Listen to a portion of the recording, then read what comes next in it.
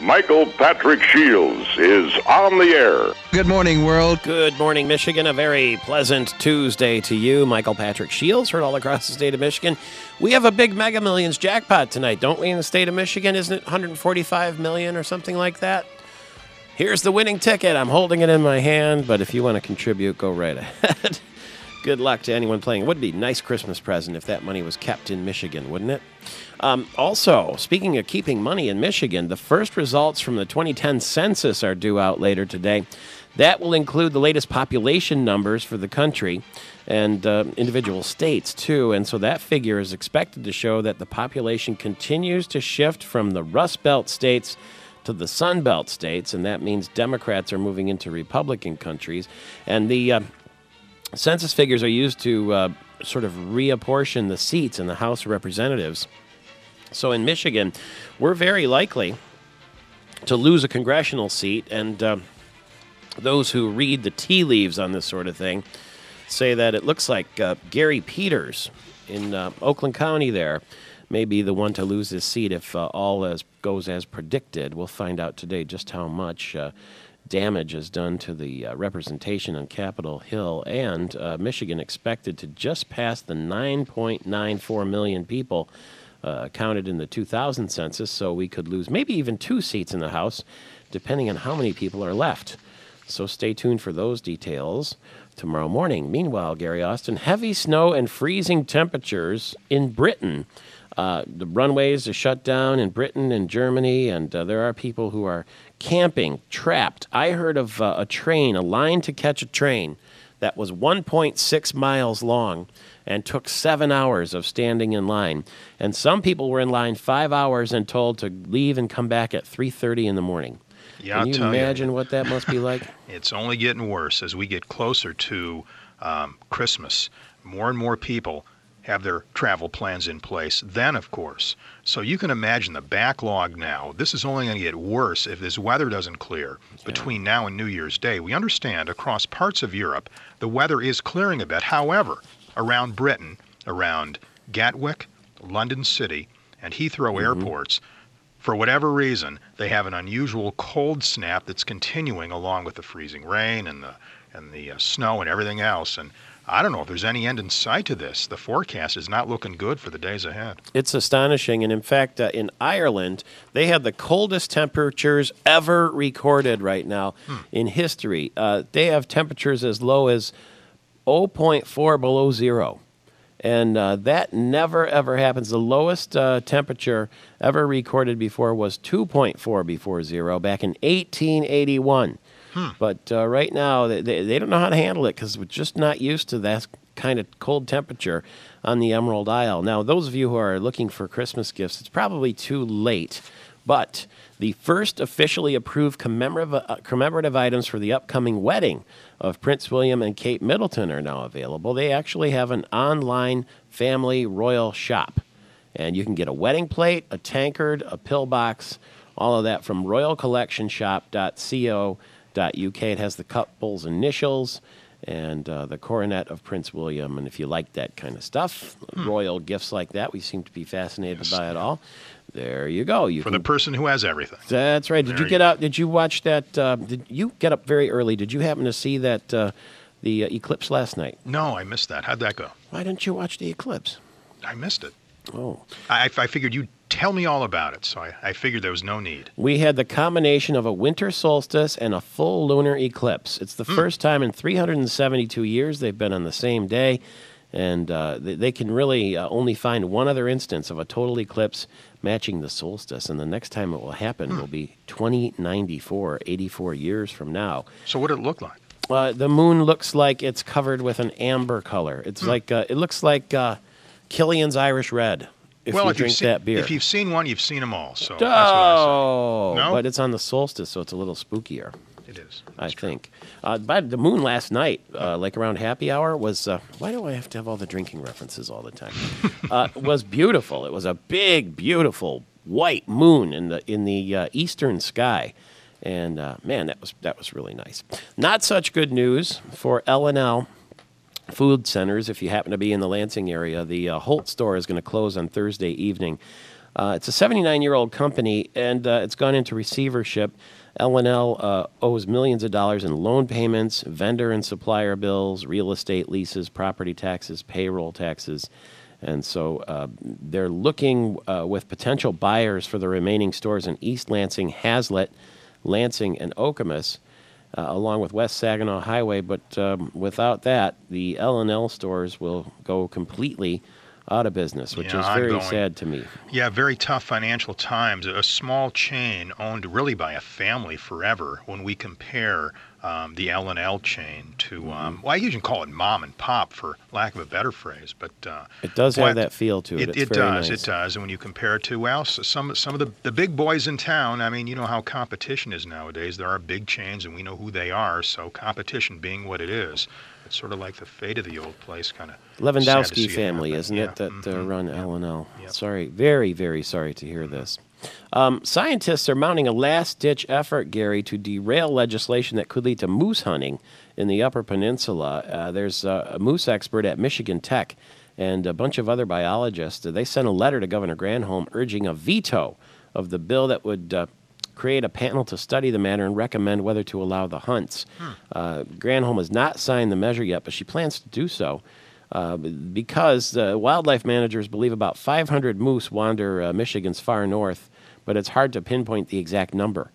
And so to have a moose hunt, it was Senator Jason Allen, actually, from Traverse City, who sponsored the bill. I remember. Yeah, said he talked about it on this show, and it seemed like there were a lot of moose roaming about, so why not open it up to hunting? But now it seems like some are having second thoughts, it sounds like. Well, they're only talking about 12 to 15 moose a year being taken.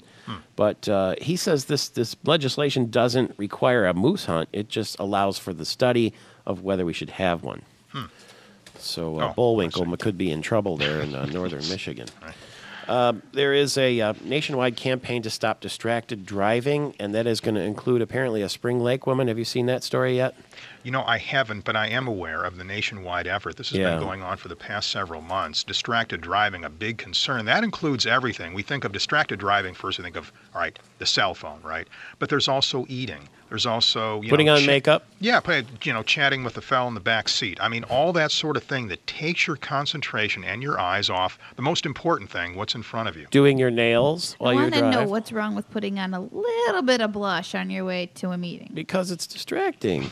But what if you're stopped at the stoplight? Well, then someone's going to blow the horn because the light's going to turn green, and you're going to be there putting on your eyelash makeup. Not if you're a multitasker, and most women are. This nationwide campaign is going to feature Judy Tietler in the federal government education campaign. It's called The Faces of Distracted Driving, and her 12-year-old son was killed in 2004 when a woman was talking on her cell phone, and she crashed into the car the boy was in. It's one of several videos that the Transportation Department is posting online. So it's very sad story, and she's brave enough to be involved in that study.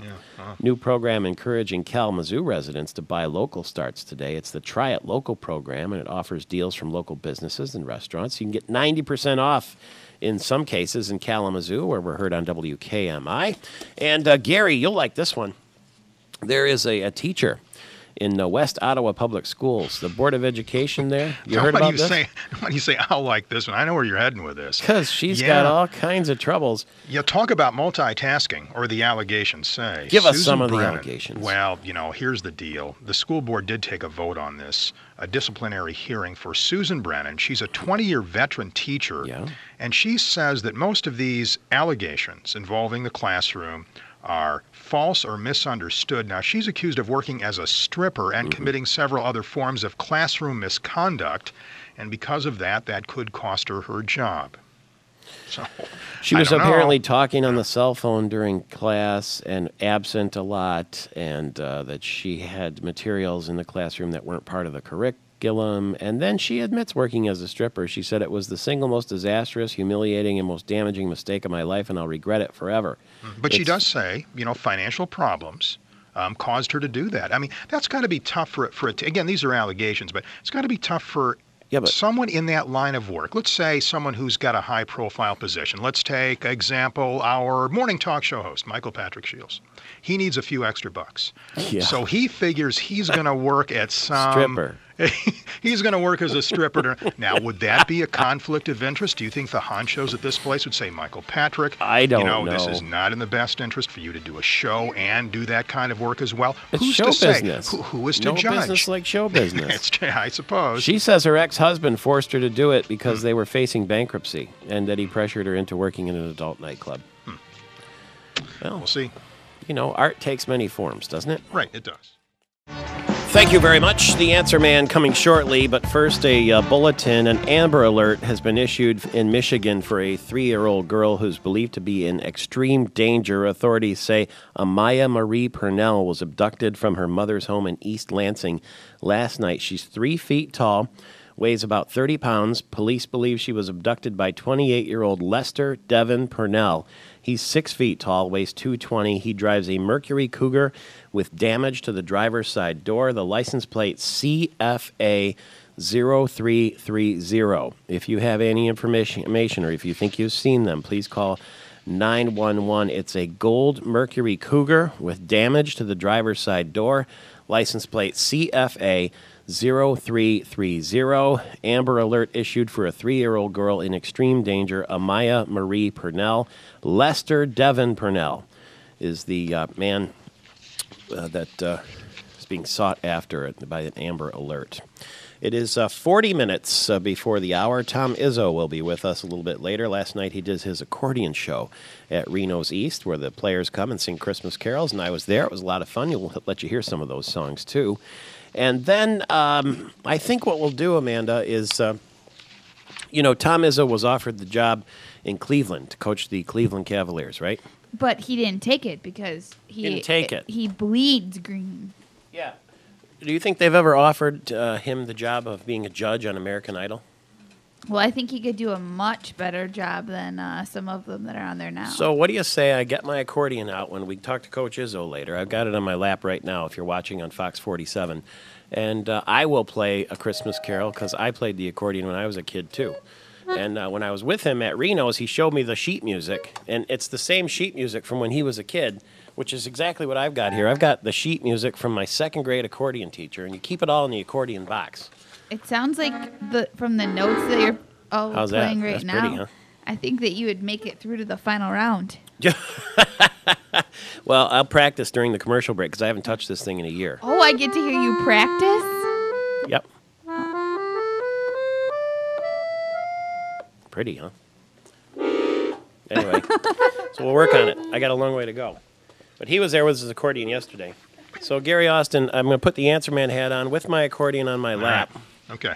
And I'm ready, and I might just go ahead and score the Answer Man with the accordion, okay? Hey, that would be pretty cool. I'm glad you kind of gave us a preview of what's coming up because those at home, whether their radios or televisions, what have you, they can roll audio so they can have a copy of Michael Patrick Shields doing his accordion thing. My Christmas song? Should I put out a CD? You should.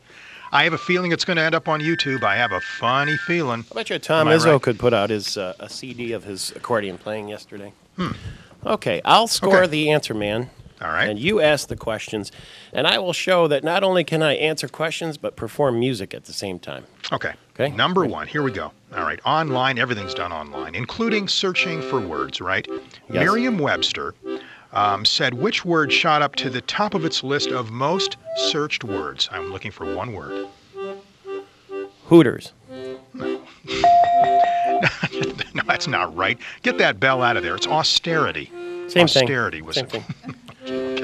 Okay. Why would people want to know that word? Austerity? I don't know. Good question. But they did.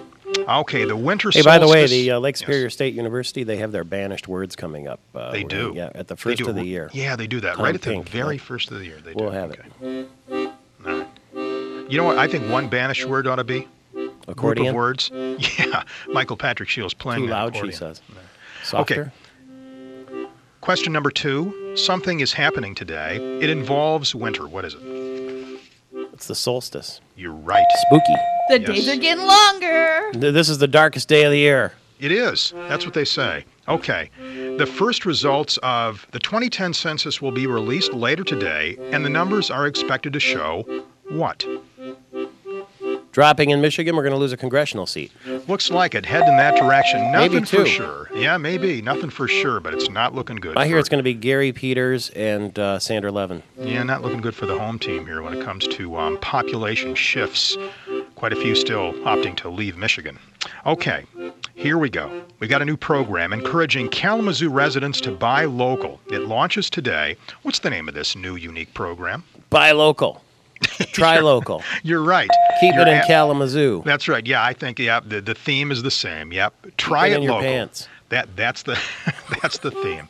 That's good. Buy local, an ongoing theme here for local communities everywhere. All right, sales of portable navigation devices are maneuvering through some tough times. USA Today cites numbers from the NDP Group's retail tracking service as showing unit sales of these gizmos have declined by about how much, Answer Man? Percentage less than 100. You're absolutely right. Dropping 9% in the first 11 months of this year. GPS devices, apparently for whatever reason, not as popular as they once were. All right. Hey, I like this little music in the background thing. This kind of adds a little twist, a neat twist to the Answer Man. Okay. Postal workers across the country will be very busy over the next few days. Why? Because it's almost Christmas. You're absolutely right again. All right. And finally with this. Okay, this very big orchestra is on strike. Has been for 12 weeks now. What symphony orchestra am I talking about? It's an American Symphony Orchestra. You're right. It's the Symphony in Detroit. They've been Detroit. off the job for 12 weeks, and the DSO is 6 days shy of tying the length of its last strike, which is in 1987. I think what I'll do is take my accordion to Orchestra Hall since they're not playing and fill in. Perfect. You could fill in and... I'll play us out here. We don't need any music. I'll do it with the accordion. How's that? All right. Michael Patrick Shields, all across Michigan. Accordion on my lap. A terrific holiday gift might be a gift certificate to the Stephen Marvin Salon and Wellness Spa. You can pamper your loved ones this holiday season with a Stephen L. Marvin gift certificate and holiday gift sets from Aveda. Call Stephen L. Marvin today at 517-694-7788. That's 517-694-7788, or visit them on Cedar Street in Holt. I will be today at Walnut Hills Country Club at noon for the final signing of the Christmas season of my book, Invite Yourself to the Party. And so it's the Hazlitt Okemos Rotary meeting. You're welcome to stay for that if you like, but I'll be there starting at about 11:45, selling and signing books in the lobby of Walnut Hills Country Club here in the state capital area. And we'd be very happy to have you there and see you there. Come out and shake hands, have a little holiday cheer. Even if you don't want a book, come and say hello. Otherwise, you can get them at Dusty's Cellar at Eastwood Town Center, the Schuler store there. And then right here next door in our storefront studio, the Great Lakes Chocolate and Coffee Company has copies available. So if you need an autographed copy as a gift, wheel on in here before 9 o'clock any morning or on Wednesday before 11. You can get the book there anytime, but if you want me to sign it, I'll be here in the studio. I'd love to see you. It's Invite Yourself to the Party, and you can get more information or order online through Amazon at inviteyourselftotheparty.com. We were talking about Tom Izzo and his accordion show yesterday. Here it is. Once a week, he has a coach's show. And you got Terry Braverman there, and you got Coach Gus Ganakis there, and Tom Izzo. And typically they talk basketball. But on the last show before the holidays, he brings the players, and they all sing Christmas carols, and he plays the accordion. And it's a really fun, old-fashioned kind of hometown sort of thing to do. So here's, you just heard me fooling around with the accordion. Here's Tom Izzo yesterday when he got his accordion out at Reno's East in Lansing. It's not just the Final Fours they get to go to. It's not the Big Ten championships they get to go to.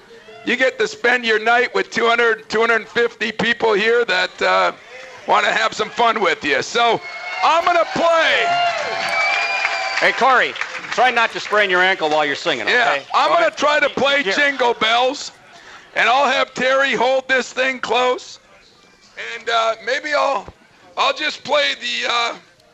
let's see, I'll play the chorus first without you singing. You can leave that on. I'll use this one. All right, I'll play the chorus first without singing, and then you can, then I'll start you.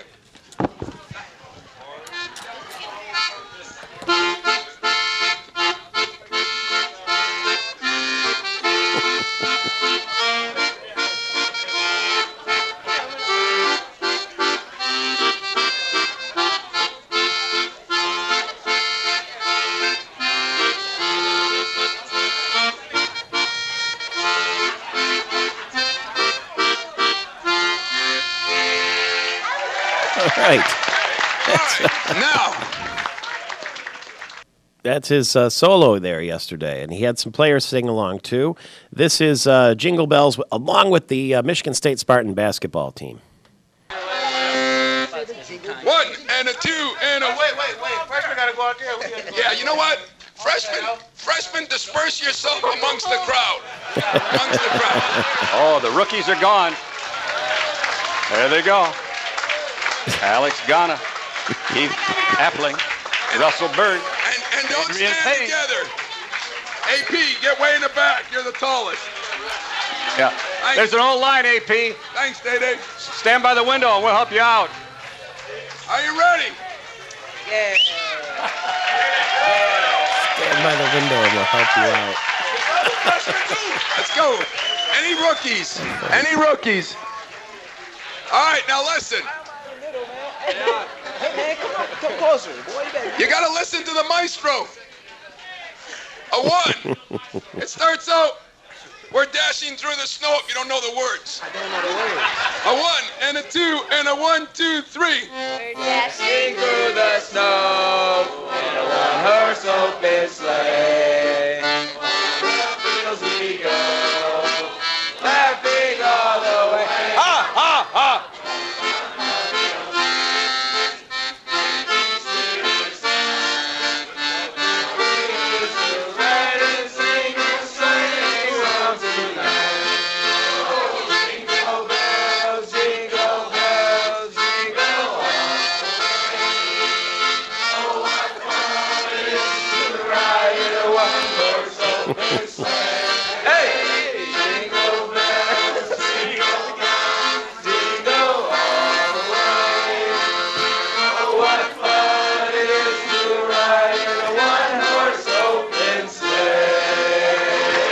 That is Tom Izzo and the Michigan State Spartan basketball team. Lions quarterback Drew Stanton, you're not going to believe this, but he separated his non-throwing shoulder in the second half of the win over Tampa Bay. He's not going to need surgery, and he's not been ruled out of getting the start for this weekend's game in Miami.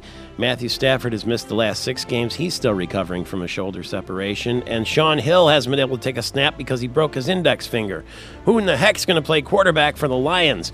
And that Monday night game yesterday outside at the University of Minnesota, Jay Cutler threw 3 touchdown passes. The Bears blew out the Vikings 40-14, and so Chicago's now 10-4, and they have clinched the division. They are the winners of the NFC North. And Brett Favre started the game, but was knocked out early, and probably will never play NFL football again, is what most people are guessing at this moment. And Mike Krzyzewski tied North Carolina coaching legend Dean Smith on the all-time list. He's only behind Bobby Knight now, as we know Coach Izzo's the finest coach. He'll join us later. Stay tuned. It's Michael Patrick Shields. Good morning, Michigan. A very pleasant Tuesday to you. It's Michael Patrick Shields, heard all across the state of Michigan. You heard the voice of the governor there just a second ago. And last night I was at Reno's East because Tom Izzo was doing his weekly basketball show, and it's the show in which he brings the players and they all sing Christmas carols, and Tom Izzo plays the accordion. And Tom Izzo will join us a little later in the program. But somebody walked up to me and said, "I've got a question for you." And I said, "Yes, sir. What's your question?" And he said, "What are you going to do when the love of your life isn't governor anymore after next week?"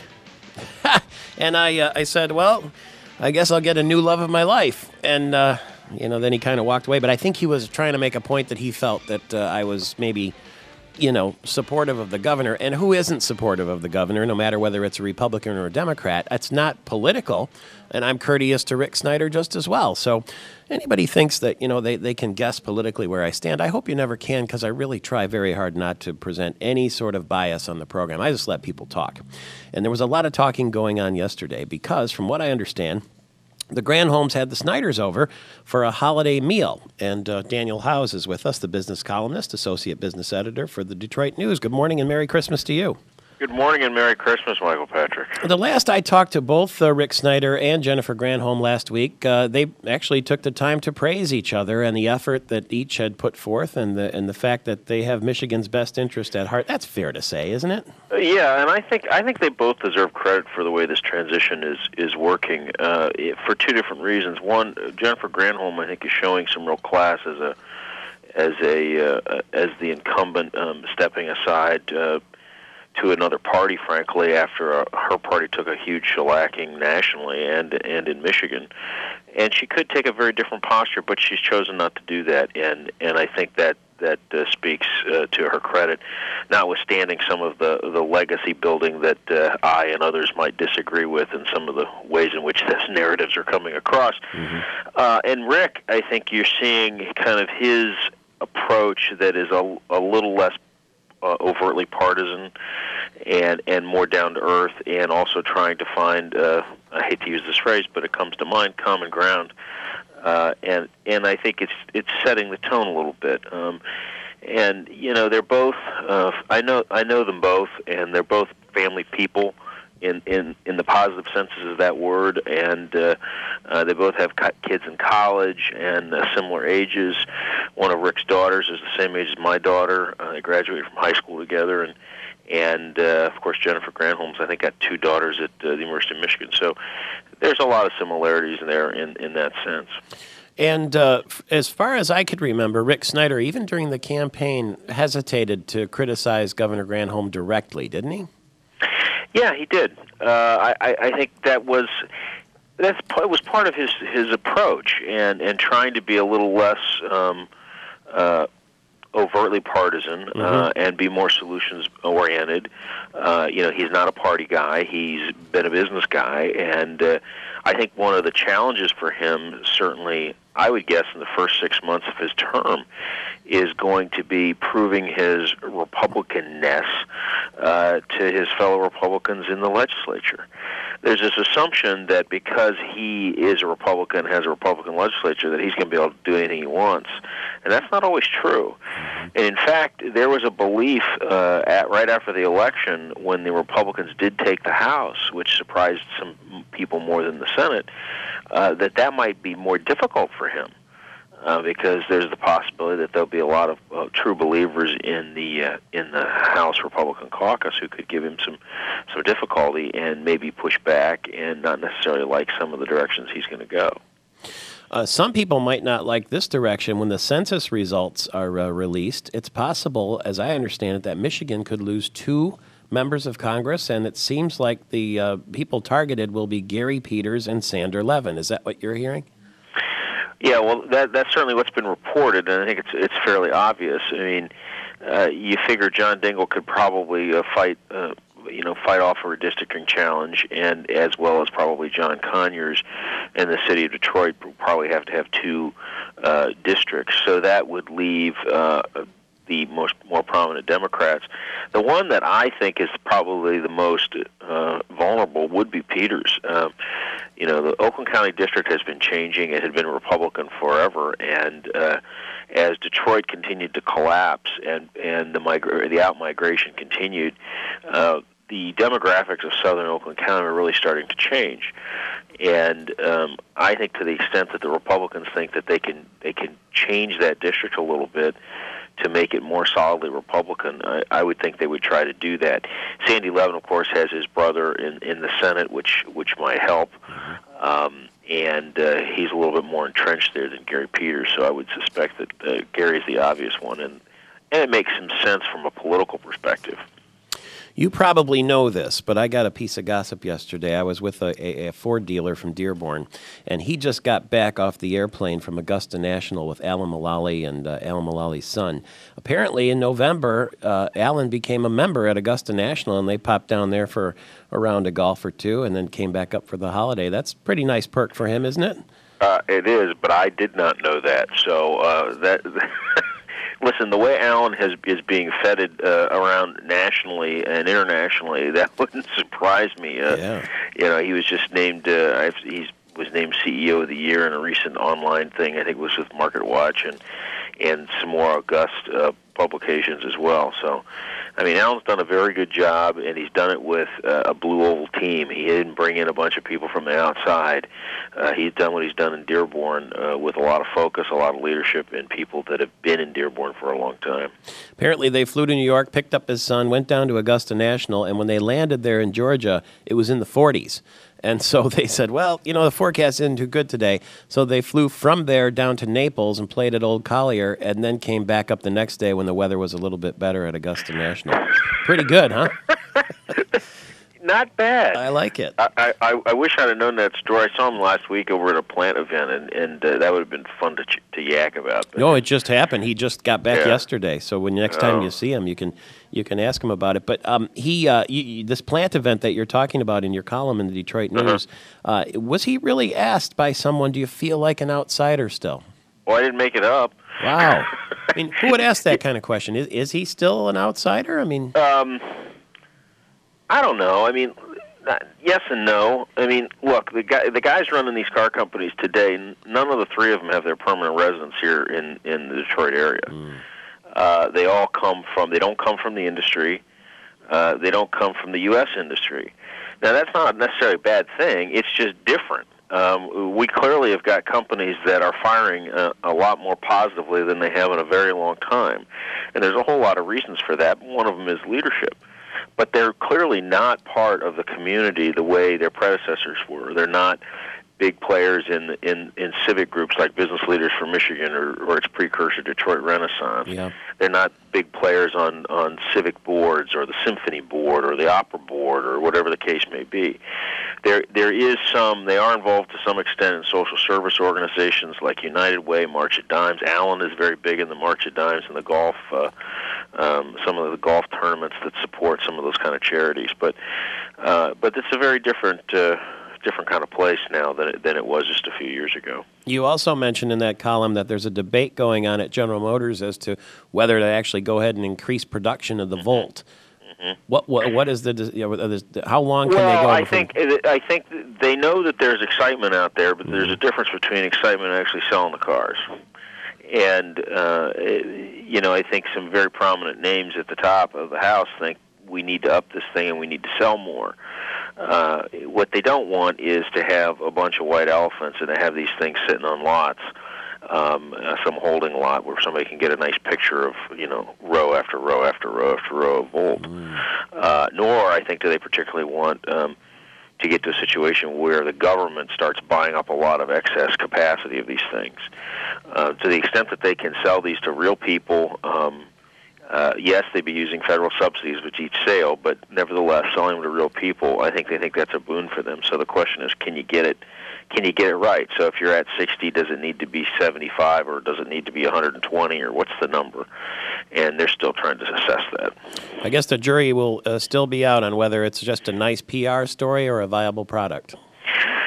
Well, I don't look, I think we are clearly moving into a new realm here where more and more players are in this space, and they're different technologies. I mean, you've got the Nissan Leaf, which is a fully chargeable electric car. You've got this extended range electric in the Chevy Volt. You're going to continue to have gas electric hybrids, but the truth is that these companies are going to continue to have to produce traditional gas engines for the foreseeable future, because that's where the volume of their sales are going to be. They can't choose to do one or the other. It's very easy to criticize a company like General Motors or Ford because they're still selling pickup trucks. Well, it's a huge market. I mean, the Ford F-Series pickup's been the best-selling vehicle in the United States for most of the last 30 years. All right, I'll make you a deal. If you get invited to be a member at Augusta National, will you take me down there? And if I get invited, I'll take you. Is that a deal? Sure. We might have to fly commercial, though, if that doesn't bother you. Listen, if that actually happened to either one of us, I think we would gladly pay the money to fly commercial. That's right, we will. Daniel Howes, business columnist and associate business editor for the Detroit News. It's Michael Patrick Shields, 18 after the hour. Well, it was a cold, cold night yesterday in Minnesota for that Monday Night Football game, and instead of in their cozy dome, the Minnesota Vikings had to play outside because the roof caved in on the Metrodome, and so they played at the University of Minnesota's brand new stadium, TCF Bank Stadium. And there was a lot of controversy because the ground was hard as a rock because they haven't been playing there and they don't have the heated coils that a lot of NFL stadiums have. And so it was controversial to start with. Jay Cutler threw 3 touchdown passes. The Bears blew out the Vikings 40-14. Chicago clinches the NFC North. They are 10-4.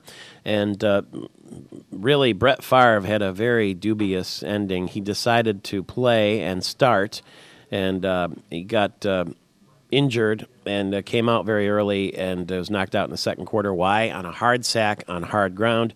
And so Brett Favre, they're suspecting, may never play again in the NFL because the Vikes are out of it. And, who knows? It's quite a saga. But Devin Hester, the Bears return specialist, made history.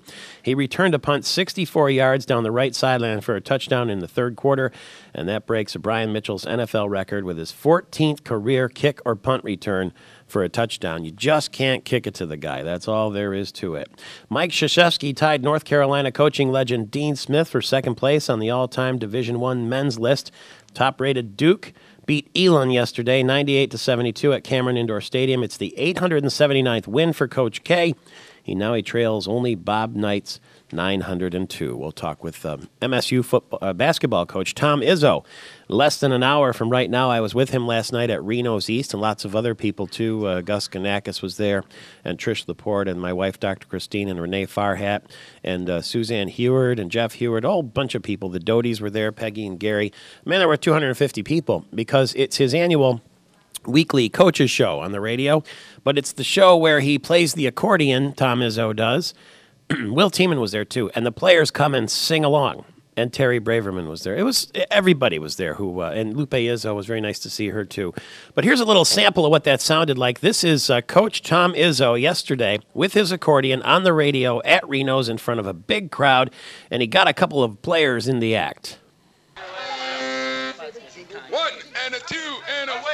Freshman gotta go out there. Yeah, you know what? Freshmen, disperse yourself amongst the crowd. Oh, the rookies are gone. There they go. Alex Ghana, Keith Appling, Russell Byrd, and don't Adrian stand Payne. together. AP, get way in the back. You're the tallest. Yeah. Thanks. There's an old line, AP. Thanks, Day-Day. Stand by the window and we'll help you out. Are you ready? Yeah.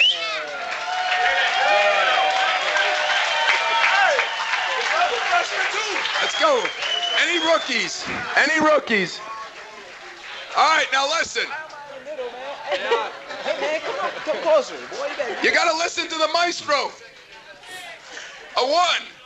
It starts out, we're dashing through the snow if you don't know the words. I don't know the words. A 1 and a 2 and a 1, 2, 3. We're dashing through the snow in a one-horse open sleigh.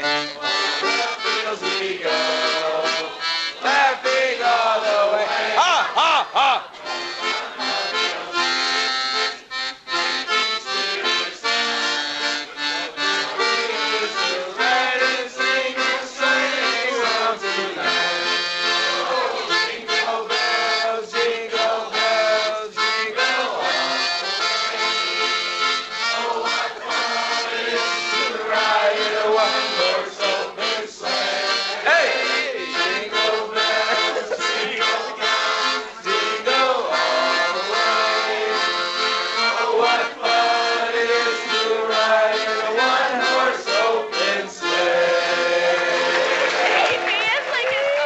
You have it.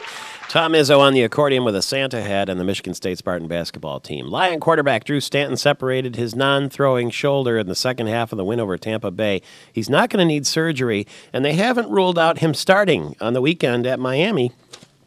What in the world? Who's going to play quarterback? They've got Matthew Stafford out, still recovering from his second shoulder separation of the season. Sean Hill hasn't taken a snap since Thanksgiving because he broke his index finger, and now Drew Stanton, a separated shoulder. Very, very strange weather in Europe. We're going to talk with Nikki Hale, our world correspondent, in just a minute or two, but our old friend Brendan Murphy at the Doonbeg Golf Club in County Clare, Ireland, has taken our call this morning, and I think his teeth are chattering, but we'll try to talk to him. Good morning, Brendan. Hey, Michael, how are you? I'm good, but I'm looking at this weather report, and it says that you have the coldest temperatures ever recorded on the Emerald Isle today. What's it like? It's very cold. I mean, to be honest about it, right now it's probably 27 degrees Fahrenheit, which is incredible for Ireland. I mean, we've never heard of that before. And I think the biggest problem we have right now is that we're not used to it. So our cars aren't equipped. The Irish can, but they're running low on salt supplies. So, but the other side of the coin is it's beautiful, and for the first time, I guess, in the last couple of years, at least we're getting a real white Christmas. And our seasons are starting to look better. Well, when I was in Scotland one year, it was very cold in October, and they said it's Baltic cold. I mean, is that what you would call it in Ireland too? Baltic, definitely. Yeah, definitely. I mean, Ireland, as you know, in the wintertime is pretty mild. Yeah. We do get some rain, but I mean, some of that's a bit of a myth. It's usually quite nice. But right now, I mean, it's gone to an all-time low record, as you can imagine. So, but it's fun, I mean, it's really at times like this. It's the elderly you worry about, to be honest. Oh, because sure. They're out in the countryside, and so you have to just look after your neighbours. I mean, I think in the US you're used to it. And you're well prepared, but it's a learning curve for us over here. Yeah, and the roads are lethal enough without ice on them, right? Yeah, I know. I mean, Kilmehel to Doonbeg was closed for the last couple of days. There was over 21 accidents. Wow. Which is incredible. They say that it was nearly zero in Dublin last night. Belfast was the same way, and they haven't had these kind of temperatures since 1881. So nobody's playing golf today at Doonbeg, are they? No, we can't. I mean, once the course frost's over, you can't really step on the golf course because you'll burn the grass, and then, of course, it'll die. So. Yeah. Well, luckily you've got a very, very fine spa at the Doonbeg Lodge, and there's a steam room down there and a sauna. So I mean, you can go down there and warm up, right? That's it, Michael Patrick. I'll be heading down there shortly, I'd say. A little whiskey wouldn't hurt either, probably. It'd be rude not to. God bless you, and Merry Christmas to everyone at Doonbeg Golf Club and throughout Ireland. And you too, Michael. And Merry Christmas to all your listeners and everybody in Michigan. Thank you very much. That's Brendan Murphy at Doonbeg Golf Club, where we've hosted our St. Patrick's Day show for 2 of the last 4 years, and we're fixing to do it again this year with our St. Patrick's Day show live from Ireland, live from the Doonbeg Golf Club, and hopefully it'll warm up on March 17th. Robert Shields is with us, my brother, the meteorologist from CBS Toledo 11, and he's watching all this unusual weather too. In fact, it's virtually shut down the airports in Europe. Good morning to you.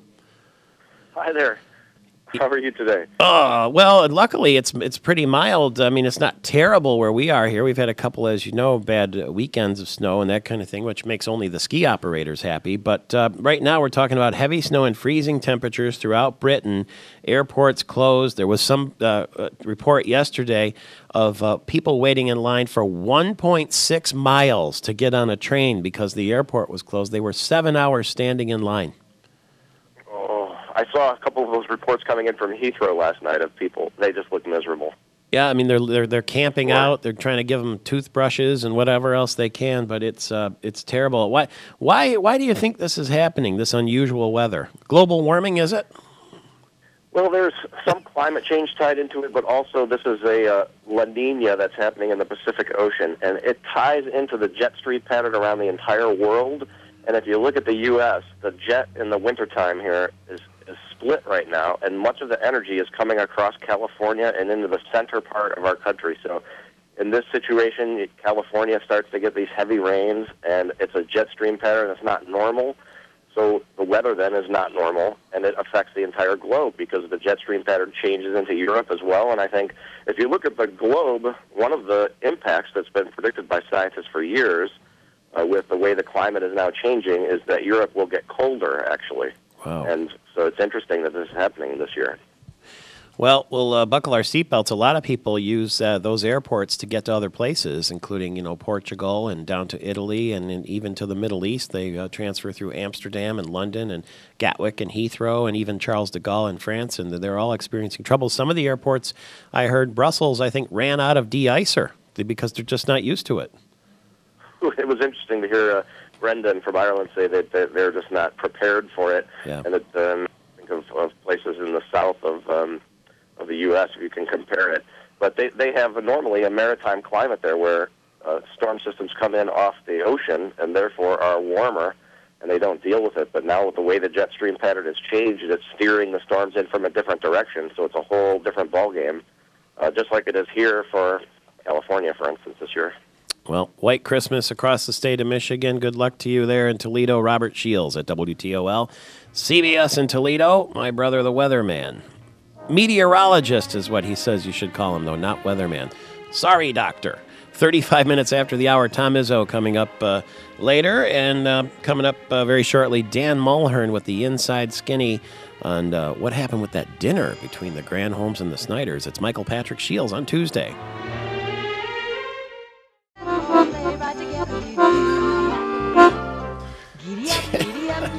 I got my accordion out because Tom Izzo had his accordion show yesterday on the Tom Izzo radio show at Reno's. And It Amanda, sounds like when you first get an instrument and Yeah. you hear your kid practicing in the room, and you're like, "Good Lord, why did I get him something that was quieter?" well, I haven't played since second grade, but anyway. So I'm going to play my accordion for Tom Izzo because he plays it too, and we both have the same kind of accordion. We've had him since we're kids. And the notes that I use are from when I was in the second grade, and the same with his. When he opened up his accordion box yesterday, the old notes are right there. Real quickly, though, as I warm up for my performance to Tom Izzo, Nikki Hale, speaking of warming up, things are not warming up in Britain, and it's brought the travel system there to a standstill. Good morning. Good morning, Michael. It has Heathrow Airport experiencing terrible delays. They're only operating on 2 runways right now, which might sound like it's okay, but really for that busy airport, not good.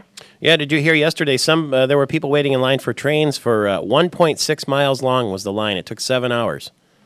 Yeah, it's really bad. And I think one of the other things that it's interesting about the UK is they're just not prepared at all for anything like this. They don't usually see weather conditions this severe.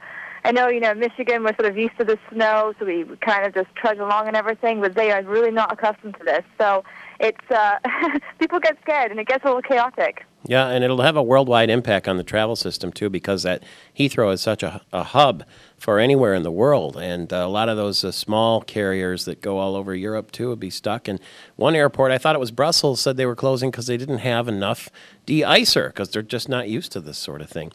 So it'll be a white Christmas in Britain, and we hope you'll travel safely, and I know I'll see you soon. Thanks for the update. Keep us up to date on what's happening, will you?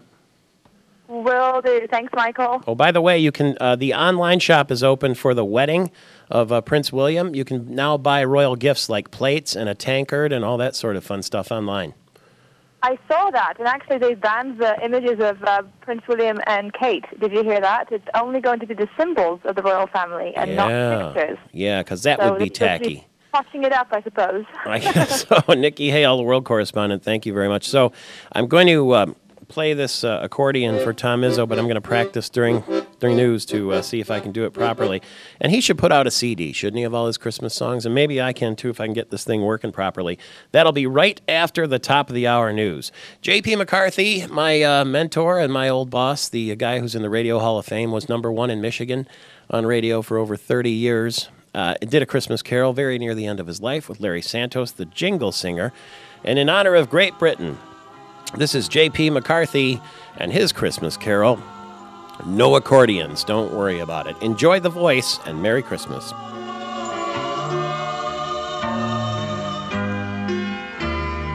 I'm dreaming of a white Christmas, just like the ones I used to know, where the treetops glisten and children listen to hear sleigh bells in the snow. I'm dreaming of a white Christmas with every Christmas card I write. May your days be merry and bright, and may all your Christmases be white. I'm dreaming of a white Christmas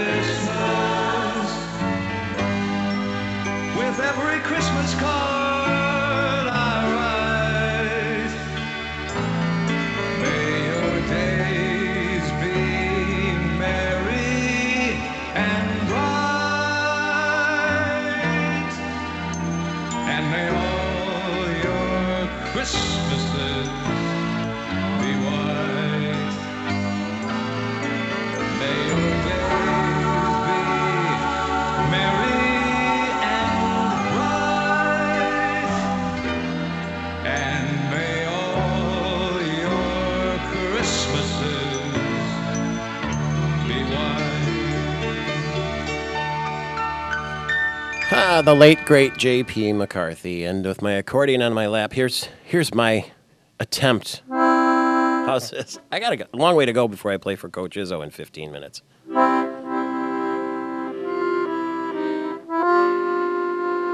Oh, that's bad.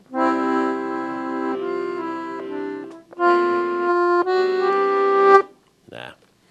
What am I going to do? It's going to be embarrassing. How about you play Jingle Bells? Got that one down?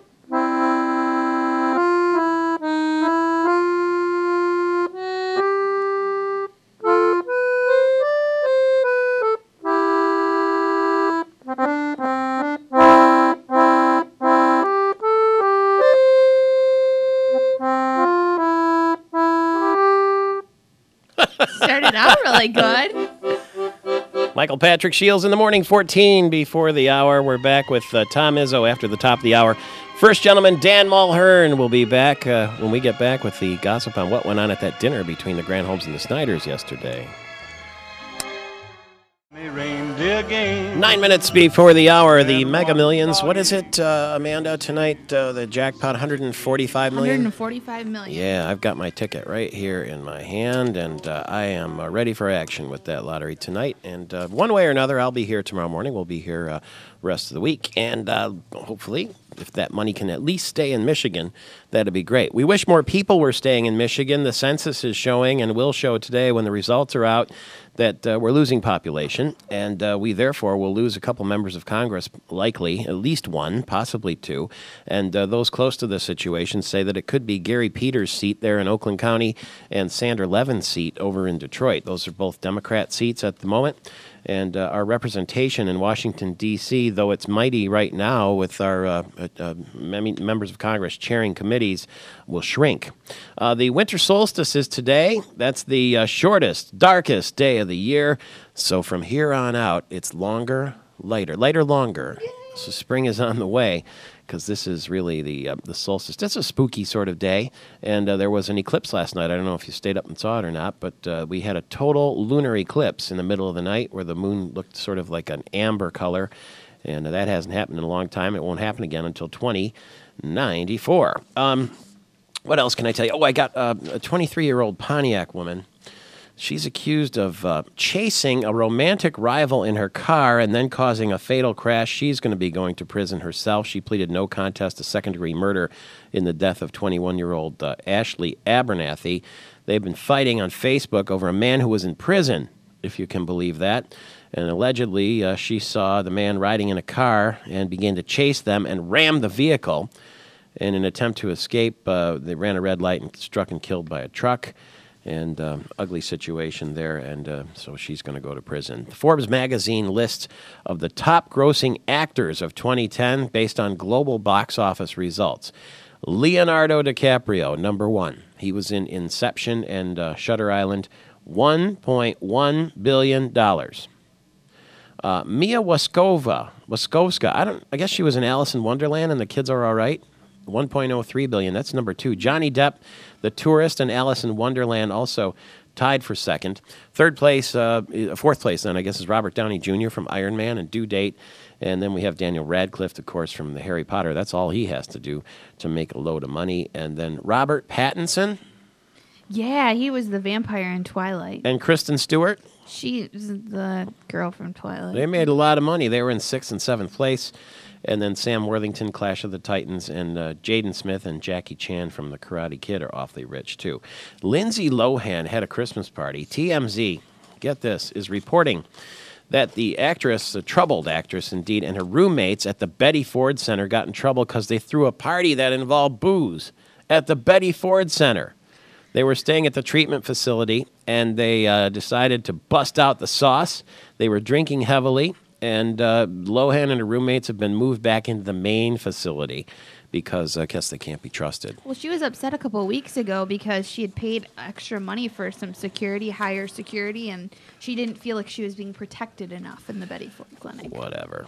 Blockbuster is going to close 180 stores, and we never let the birthday of a beautiful woman pass without taking note. Chrissy Everett is 56. She won 2 Australian Open titles, 7 French Open, 3 Wimbledon. You remember her well. Chris Everett is 56. And wasn't she married? She was married to Greg Norman recently. just for a year or two, though, maybe even just a year. And Jane Fonda is 73, controversial figure to be sure. And Jane Fonda is actually written about in my new book, Invite Yourself to the Party. I'll be at the Hazlitt Oakham Rotary today, by the way, at noon, and that's going to be at Walnut Hills Country Club. But anyone's welcome. I'll be giving a talk, and also, I'll be signing books. And so you don't have to stay for the talk or the lunch. If you want to pop in at Walnut Hills, I'll be there about 11:30 till 1. And it's Invite Yourself to the Party. But the reason that I talked about Jane Fonda in that book is when I was producer for J.P. McCarthy, we used to call people on the fly, when they made news and try to find them. And Ted Turner was in town to speak to the Detroit Economic Club. And so I called, just on off chance he might be staying at the Renaissance Center, I called his room. I called the front desk and asked for his room, and they connected me to his room. And JP saw me through the glass talking with someone, and he saw me hang up the phone. And he said, Ted Turner, you couldn't get him? I said, well, they connected me to his room, but Mrs. Turner said he was downstairs having breakfast. And JP said, Mrs. Turner? And then a penny dropped, and I thought, he's married to Jane Fonda. Now, I was either talking to Jane Fonda or I was talking to the temporary Mrs. Turner, if you know what I mean. But I think I was talking to Jane Fonda, and so I blew it because I could have put her on the show. Anyway, that's what the book is full of, interesting stories like that of opportunities to invite yourself to the party. So today, Walnut Hills at noon. And if you ever want to get a book before the holidays here, they're in the coffee house attached to our studio. Great Lakes Chocolate Coffee Company, and we'll even sign it for you if you get here before 9 in the morning, but it's available all day long, or at inviteyourselftotheparty.com. Television viewers, we're going to say goodbye for the morning, but radio listeners, stay where you are.